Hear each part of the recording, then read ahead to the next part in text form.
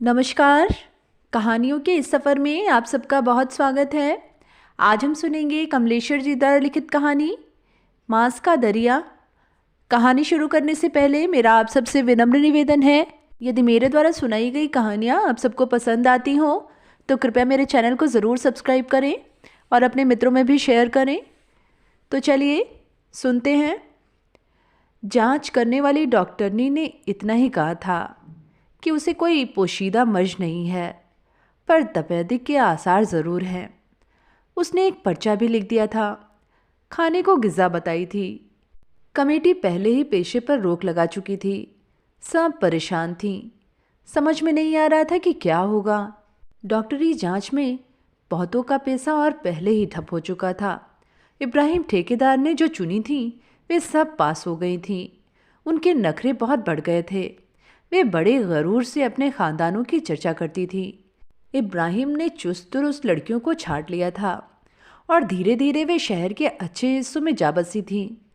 इब्राहिम उनकी देखभाल करता था और जिस ठेके से जितनी ले गया था उनका पैसा महीने के महीने चुकता कर जाता था। एक बार जब जुगनू ज़्यादा परेशान थी तो उसने भी इब्राहिम से कहा था कि किसी ठौर ठिकाने पर बैठा दे, पर इब्राहिम ने दो टूक जवाब दे दिया था। शादी तो है नहीं कि किसी की आंख में धूल झोंक कर गले मर दूं। जो आएगा वह तो बोटी बोटी देखेगा। और वह कतरा कर चला गया था।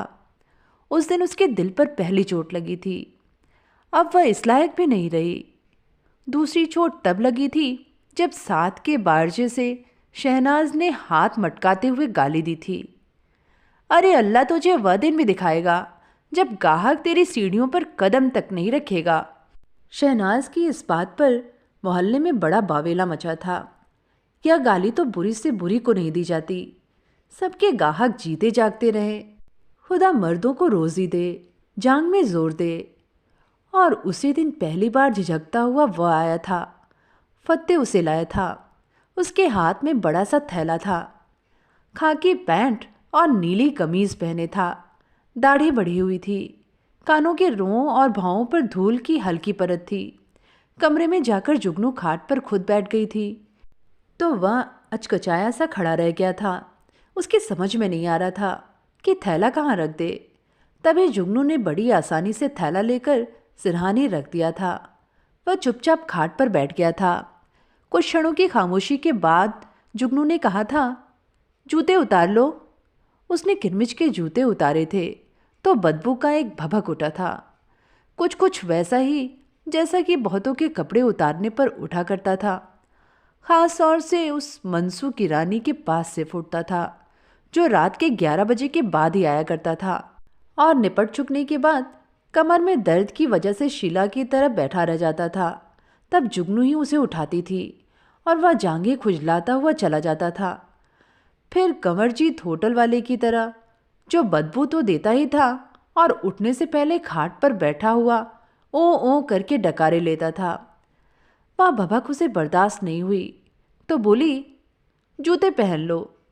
वह जूते पहनकर फिर बैठ गया था। तब उसे बड़ी कोफ्त हुई थी। 1 मिनट वह उसे घूरती रही थी, फिर चिढ़कर बोली थी, यह घर की बैठक नहीं है, फारिग होके अपना रास्ता नापो। उसने अपमानित महसूस किया था और अपने को संभालने के बाद अचकचाकर बोला था, तुम्हारा नाम क्या है? जुगनू, वह बोली थी। कहाँ की हो? तुम अपना काम करो।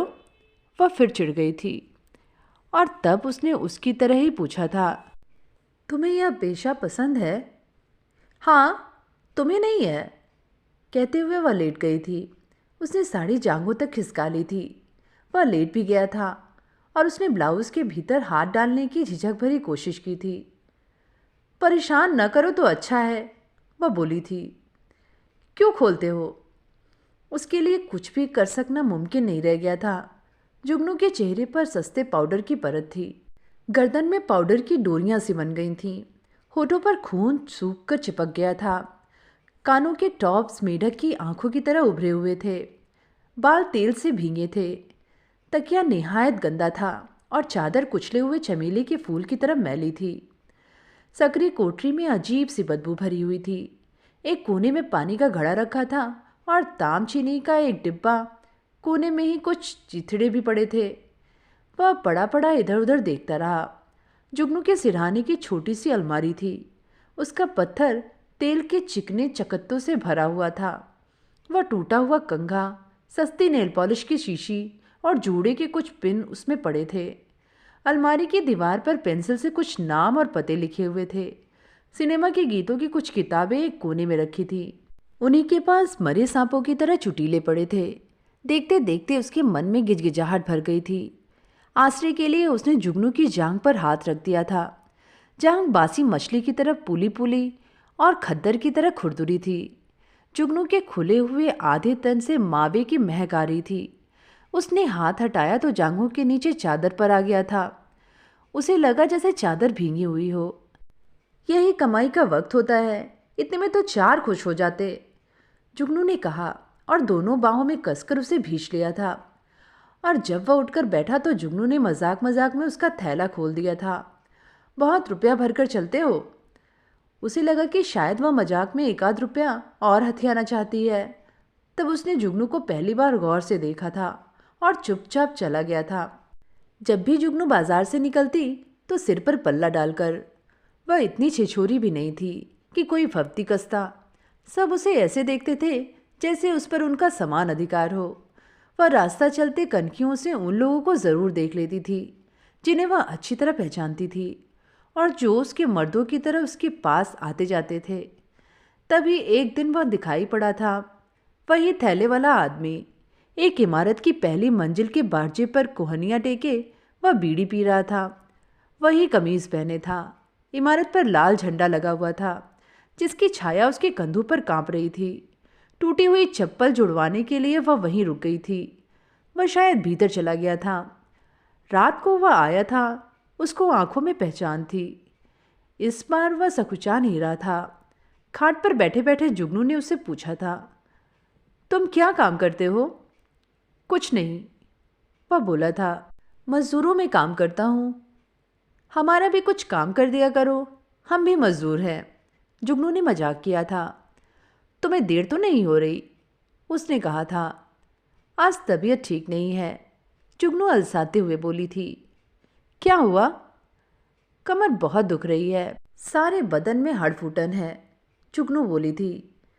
पता नहीं क्या हो गया है, तारा को बुला दूं? बहुत शराफत से पेश आएगी, समझदार औरत है। उसने मना कर दिया था। कुछ एक मिनट बैठकर वह चलने लगा था तो सिर्फ इतना ही बोला था, मैं ऐसे ही चला आया था। और वह चुपचाप अंधेरी सीढ़ियों में उतर गया था। जुगनू खामोशी से आकर खिड़की पर खड़ी हो गई थी।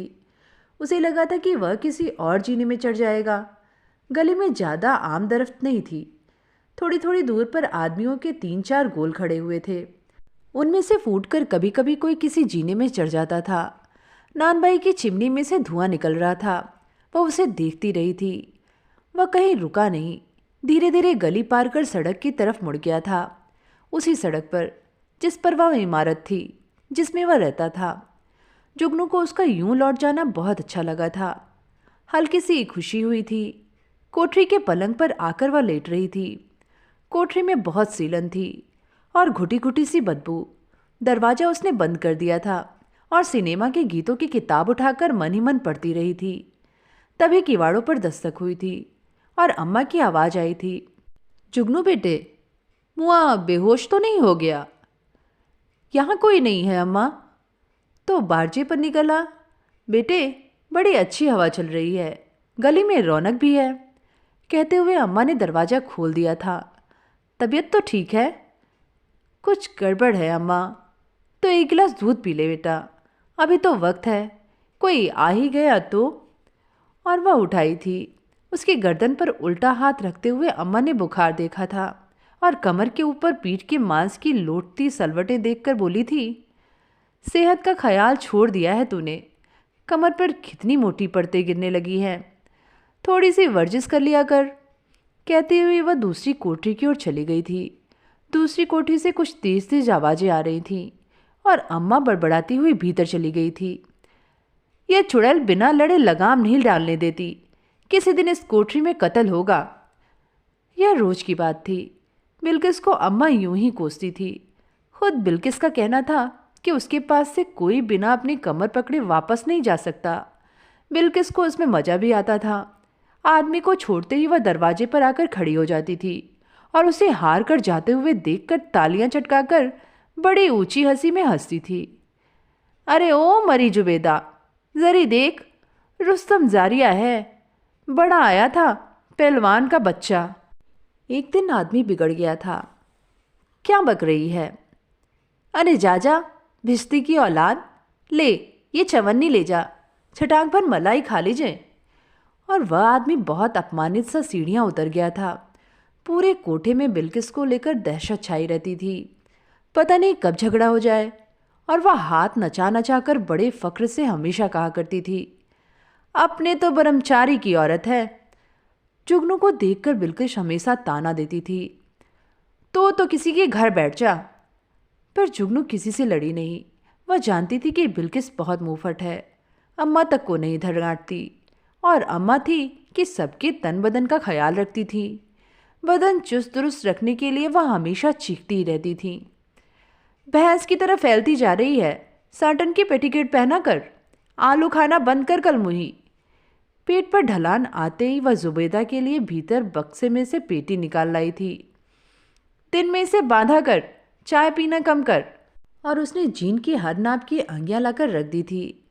उसे बस एक ही फिक्र रहती थी, मेरा बस चले तो उम्र रोक दो तुम लोगों के लिए।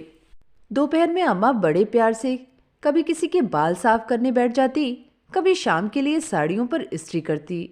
और बसंत के दिन तो वह सबके लिए बसंती जोड़ा रंगती थी। पत्ते के लिए रुमाल रंगना भी न भूलती थी।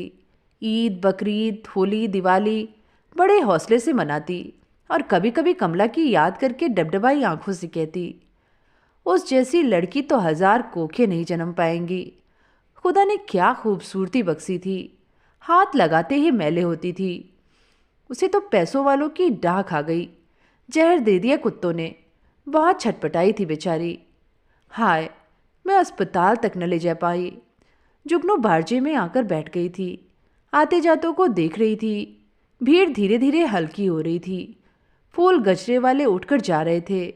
और उसने देखा था, रोज की तरह वह मन्नत माली ने जाते हुए एक गजरा कलावती की खिड़की में फेंका था।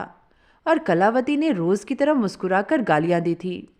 बन्ने कलई वाला धुला हुआ तहमद और जालीदार बनियान पहने आया था और सीधे शहनाज के कोठे पर चला गया था। शंकर पनवाड़ी के सामने चबूतरे पर नीम पागल चुन्नीलाल ने अपना बोरा बिछा लिया था और तामचीनी के मग्गे में चाय पीते हुए बड़बड़ा रहा था, अरे जालिम, उसे दिन हाथ कलम करवा ले जिस दिन गलत सुर निकल जाए। अरे जालिम, यहीं उतर कर आएगा, इसी बोरे पर सुहाग रात होगी। जालिम। और तभी एक क्षण के लिए गली के मोड़ पर जुगनू को उसी नीली कमीज वाले का शक हुआ। शायद वह फिर लौट आया है और चुपके से कहीं चढ़ जाएगा। पर वह उसका भ्रम था। वह नहीं था, कोई और आदमी था। फिर बहुत दिन बाद वह लौटा था और जुगनू की कोठरी में आते ही घर की तरह खाट पर पसर गया था। लेकिन जूते उतारने की फिर भी उसकी हिम्मत नहीं हुई थी। तुम अपना नाम तो बता दो, जुगनू ने बगल में लेटते हुए पूछा था। मदन लाल। क्यों? ऐसे ही। यहाँ नहीं थे? जेल में था, गिरफ्तारियां हो गई थीं, उसी में चला गया था। हड़ताल चल रही थी ना, मालिकों ने बंद करवा दिया था, बड़ी मुश्किल से रिहाई हुई। इस हड़ताल वड़ताल से कुछ होता भी है? काहे को की थी? बगैर नोटिस छटनी हुई थी, तुम्हारी समझ में नहीं आएगा। और भी बहुत से मसले थे। जूते उतार लूं? मदनलाल ने बहुत सकचाते हुए कहा था। उतार लो। और किरमिच के जूतों और पसीने से सने हुए पैरों से जो भभक निकली थी, उससे जुगनू को कोई खास परेशानी नहीं हुई थी। धीरे धीरे जैसे बू ही उसके चारों ओर समा गई थी और फिर उसके बदन में भर गई थी। मदनलाल तो चला गया था, पर उसकी वह गंध रह गई थी। और उन्हीं दिनों सब पेशे वालियों को डॉक्टरी जांच के लिए हाजिर होना था। और डॉक्टरनी ने इतना ही कहा था कि कोई पोशीदा मर्ज नहीं है, पर तपेदिक के आसार ज़रूर हैं। देखते देखते उसकी खांसी बढ़ गई थी, बुखार रहने लगा था। अम्मा अस्पताल ले जाकर दिखा आई थी, पर रोग थमने में नहीं आ रहा था। धीरे धीरे वह काम लायक नहीं रह गई थी। एक दिन खून थूका था तो बिल्किस ने आसमान सिर पर उठा लिया था। अरे, इसे डलवाओ कहीं बाहर, हमें मरना है। तो अम्मा ने उसे डांटा था, पर भीतर से वह भी बदल गई थी। तरह तरह से उसने जुगनू को समझाया था कि वह अपनी सेहत की खातिर कहीं और चली जाए, ज़रूरत के लिए 150 रुपये भी ले जाए, इस तरह लापरवाही न करे। पर जुगनू की समझ में नहीं आता था कि वह कहाँ चली जाए। पैसा भी पास नहीं था और 100-200 रुपये में कितने दिन कट सकते थे। आखिर हार कर वह तपेदिक अस्पताल में भर्ती हो गई थी। धीरे धीरे अम्मा का दिया और अपने पास का सारा रुपया खत्म हो गया था। 4 महीने लगातार उसे सेनेटोरियम में रखा गया था। उसके बाद भी छुट्टी नहीं मिली थी। हाँ, कहीं थोड़ी बहुत देर के लिए आने जाने पर रोक नहीं थी। वहाँ से निकलकर वह 2-4 बार अम्मा के पास आई थी। तो अम्मा ने कहा था, किसी को बताना मत बेटे कि कहाँ थी। मैंने तो यही कहा है कि रामपुर चली गई है अपनी बहन के पास, कुछ दिनों में वापस आ जाएगी। पर मुआ दरोगा बहुत परेशान करता था। उसे शक है कि यहीं कहीं बैठने लगी है। अम्मा की आंखों में अपनापन पाकर उसे बड़ा सहारा सा मिला था और अम्मा उसकी हालत देख देख कर दुखी होती रही थी।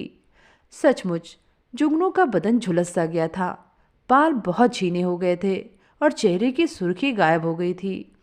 जुगनू जब भी शीशे में अपने को देखती तो घबरा उठती थी।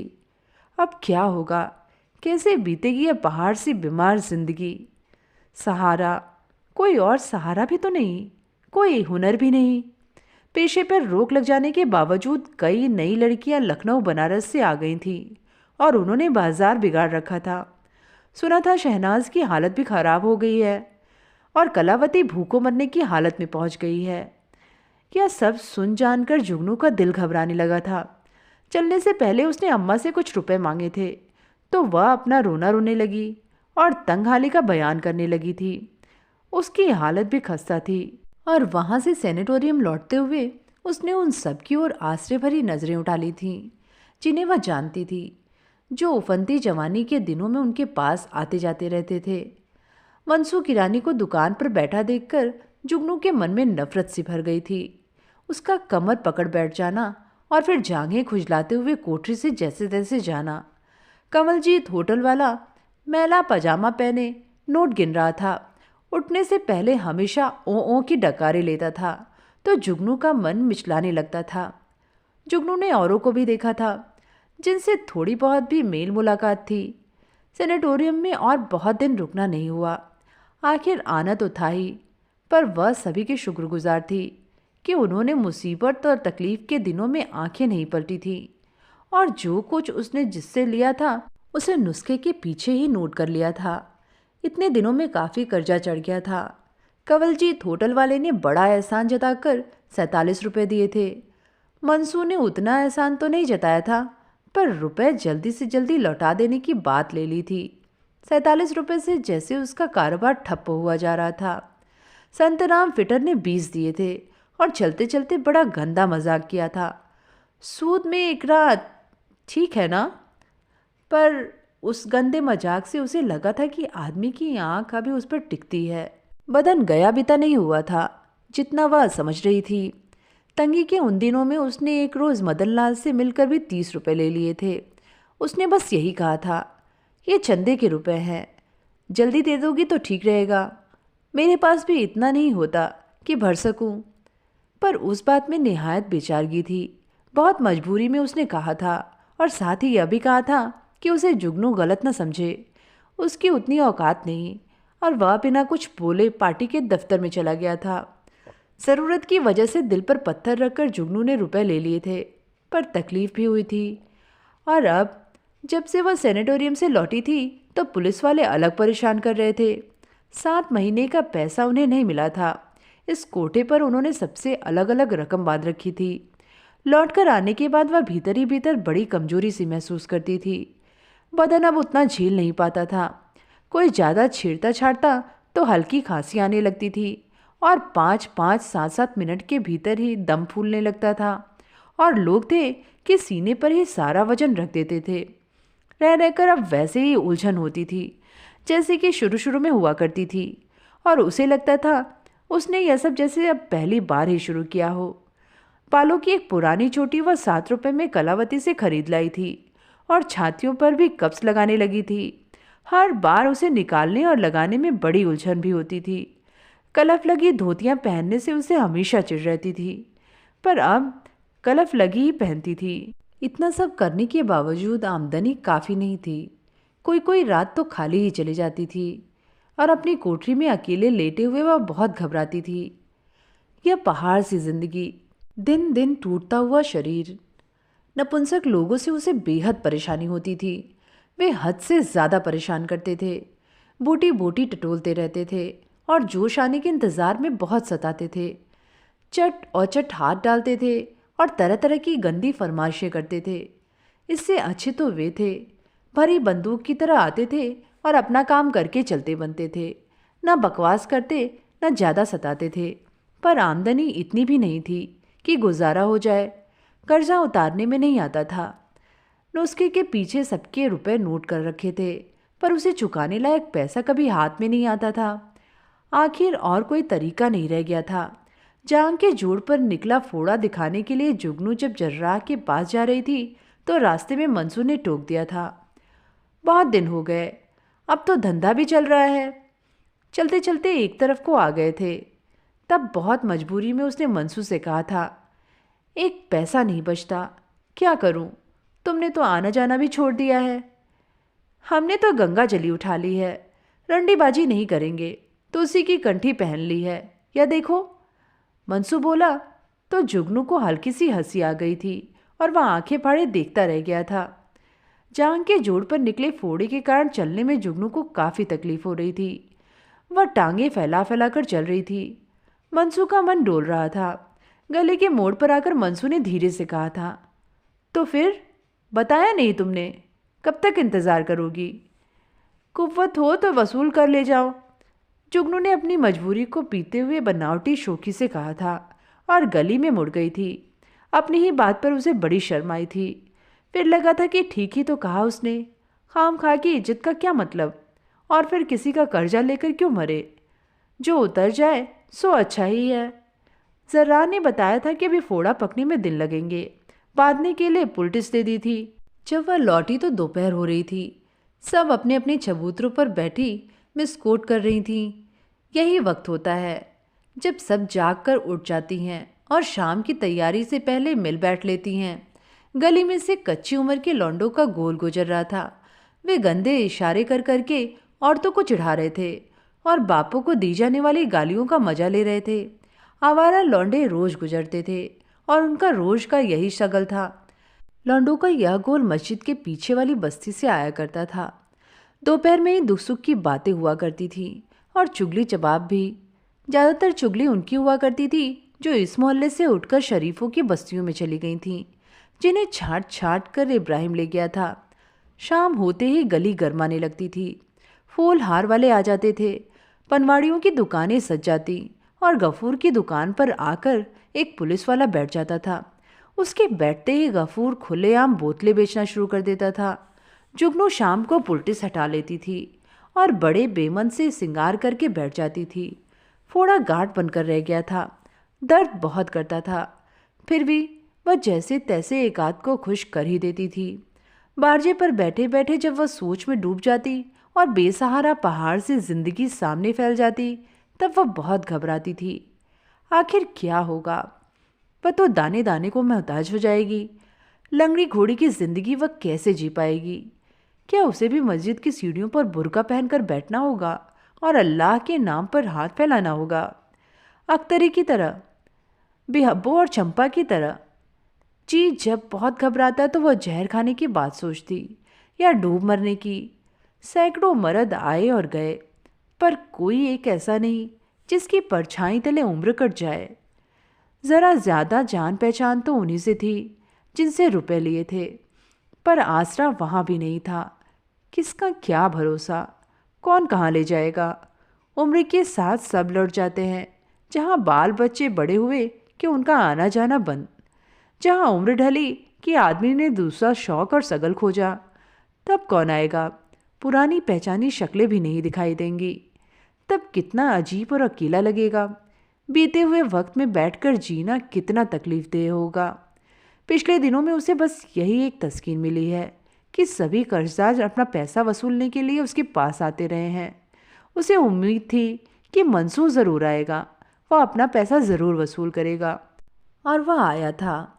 मंसूर के बदन से वैसा ही भभका उठा था, और वह आया भी 11 के बाद ही था और निपट जाने के बाद कमर पकड़कर बैठ गया था। जुगनू भी मस्त पड़ी हुई थी। फोड़े पर दबाव पड़ने की वजह से वह बिलबिला उठी थी और उसकी हिम्मत नहीं हो रही थी कि मंसूर को उठाकर दरवाजे तक जा पहुंचाए, ताकि वह हमेशा की तरह जांघें खुजलाता हुआ चला जाए। मंसूर की अकड़ी कमर जब कुछ ढीली पड़ी तो बोला था, याद रखना। जुगनू ने अच्छा कहा था और मंसूर को सहारा देकर उठा दिया था। रात काफ़ी हो गई थी। वह वहीं पड़ी पड़ी कोठरी की दीवारों को देखती रही थी, पर उनमें देखने को कुछ भी नहीं था। मटमैली भद्दी दीवारें, जिन पर कभी उसने रद्दी रिसालों से काट काट कर फिल्मी सितारों की तस्वीरें चिपकाई थीं। कोने में कील पर एक डोरी में पुरानी चूड़ियों का लच्छा लटक रहा था और दीवार की किनारी के सहारे नेल पॉलिश की खाली शीशी पड़ी थी। खाट के नीचे गूदड़ था और टीन का बक्सा। बक्से में 12 वर्ष पहले का एक पर्चा पड़ा हुआ था, जिसमें हरूफ भी उड़ गए थे। अब उस पर्चे का कोई मतलब नहीं रह गया था। मसविदा मुर्दा हो चुका था और अब कौन जानता है वापस, और कौन बुलाता है वापस। जिंदगियों के बीच से वक्त का दरिया किनारे काटता हुआ निकल गया था। कहीं कोई नहीं है, कोई कहीं नहीं है। सुबह उठी तो बदन टूट रहा था। फोड़े में बहुत दर्द था। जांघ का जोड़ फटा जा रहा था। उसने फिर पुल्टिस बांध ली थी और शाम को जैसे तैसे तैयार हो गई थी। कोठरी में जाकर सबका हिसाब जोड़ने लगी थी। अलमारी की दीवार पर उसने निशान लगा रखे थे कि कौन कितनी मर्तबा आया था और कितने रुपए पट गए थे। संतना पीटर सचमुच बहुत बदतमीजी से पेश आया था। 20 रुपए के बदले में वह 4 बार हो गया था, और 5वीं बार जब जाने लगा था तो जुगनू ने बहुत आहिस्ता से कहा था, यूं ही जा रहे हो? क्यों? संतराम की निगाहों में शैतानी थी। रुपया तो पिछली बार ही पट गया था, उसने बहुत झिझकते हुए पर साफ साफ कहा था। एक बारी सूद की, संतराम ने बड़े गंदे लहजे में कहा था। फोकट का पैसा नहीं आता, समझी? और कोठरी से निकलकर सीढ़ियां उतर गया था। जुगनू हताश सी देखती रह गई थी, और हमजोलियों की तरह वह झगड़ा भी नहीं कर पाती थी, चीख चिल्ला भी नहीं पाती थी, और आदमी को बेइज्जत करके भेजते नहीं बनता था। कंवरजीत होटल वाले के सबसे ज़्यादा पैसे पड़े हुए थे। वह सिर्फ 3 बार आया था। कुल 15 रुपये पटे थे। मंसूर के भी 20 उतर गए थे। हल्की राहत मिली थी उसे कि तभी फोड़ा टीस उठा था। वह टांगे फैलाकर वहां बिस्तर पर लेट गई थी। दरवाजे पर आहट हुई तो देखा मदनलाल था। उसे देखते ही एक क्षण को वह भीतर ही भीतर झल्ला उठी थी, जैसे एक और सूदखोर पठान सामने आकर खड़ा हो गया हो अपनी वसूलयाबी के लिए। मदनलाल इस बीच नहीं आया था। इस वक्त उसका आना जुगनू को खल गया था। फिर भी बेचारगी में उसने उसे भीतर बुला लिया था। मदनलाल खाट पर बैठ गया था। अपना थैला उसने सिरहाने सरका दिया था। जुगनू खामोशी से थैले को टटोलने लगी थी। उसमें कुछ पोस्टर थे और तय किया हुआ एक झंडा, एकांत पुराने से रजिस्टर भी थे। उसका दिल धड़क उठा था कि कहीं वह नकद पैसे की मांग न कर दे। फोड़ा अलग टीस रहा था। मदनलाल वही पुराने कपड़े पहने हुए था और वही जूते। पसीने की गंध पूरी कोठरी में भर गई थी। बहुत दिन बाद आना हुआ, जैसे तैसे जुगनू ने कहा। जूते उतार लो? मदनलाल ने हल्केपन से कहा था। उतार लो। दरवाज़ा बंद कर दूं? आज बहुत तकलीफ है। जांग के जोड़ पर फोड़ा निकला हुआ है। सीधी तो लेट भी नहीं पाऊंगी, पर जांग मोड़ते जान निकलती है। जुगनू ने कहा था तो मदनलाल तस्मे खोलते खोलते ठिठक गया था। मन ही मन वह शर्मा भी गया था। जुगनू भी बहुत अटपटा महसूस कर रही थी, पर मदनलाल ने उसे उबार लिया था।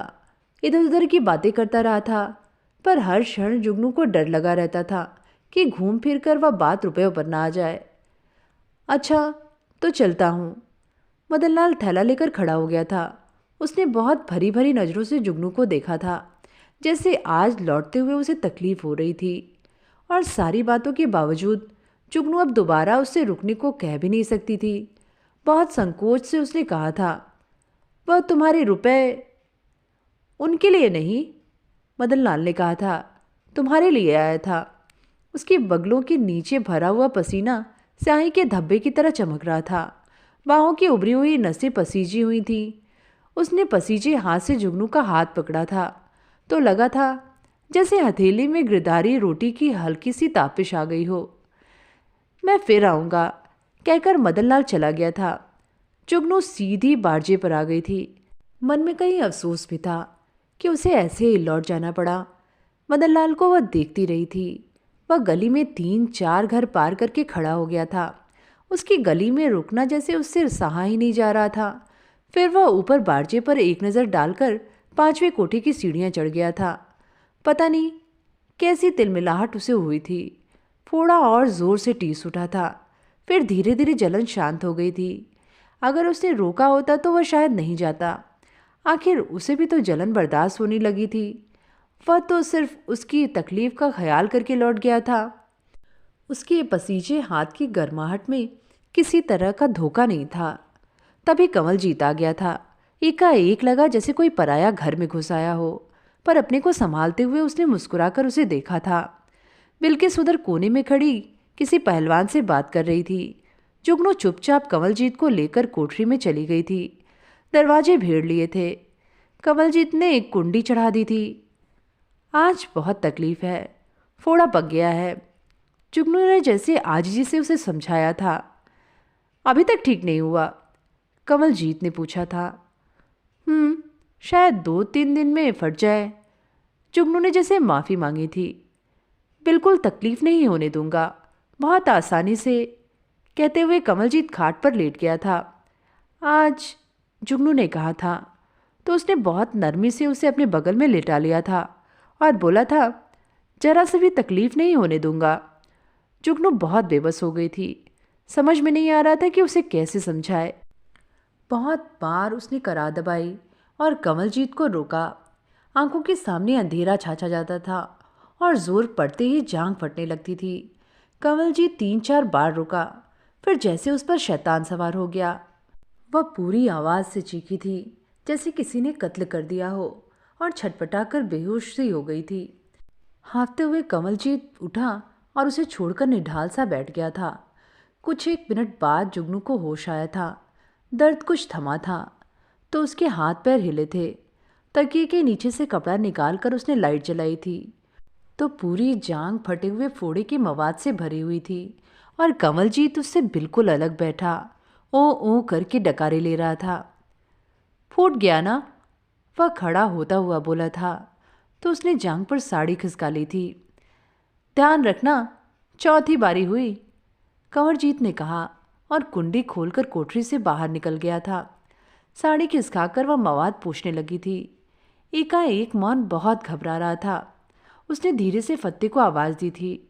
फत्ते आया था तो उसने घड़े से पानी निकलवाया था और कपड़ा भिगोकर मवाद पोंछते हुए बोली थी, देख फत्ते, उधर विमला के घर एक आदमी गया है। चला न गया हो तो जरा बुला ला। नीले कमीज पहने है, थैला है उसके पास। गाहक आदमी है? फत्ते बोला था। नहीं, आपसी का आदमी है, जुगनू ने कहा। जरा सा पानी और दे दे। फत्ते घड़े से पानी निकाल कर लाया तो फिर सोचते हुए बोली, रहने दे, तू अपना काम कर। वह कह गया है, आ जाएगा कभी। कहते कहते उसने फोड़े को हल्के से दाबा तो कुछ और मवाद निकल पड़ा था और दर्द से फिर चेहरे पर पसीना छलछला आया था। तो ये थी कहानी मांस का दरिया। कहानी आप सबको कैसी लगी नीचे कमेंट में लिख के ज़रूर बताइएगा। आगे भी ऐसी कहानियाँ सुनते रहने के लिए चैनल को ज़रूर सब्सक्राइब करें। फिर मिलेंगे एक नई कहानी के साथ। धन्यवाद।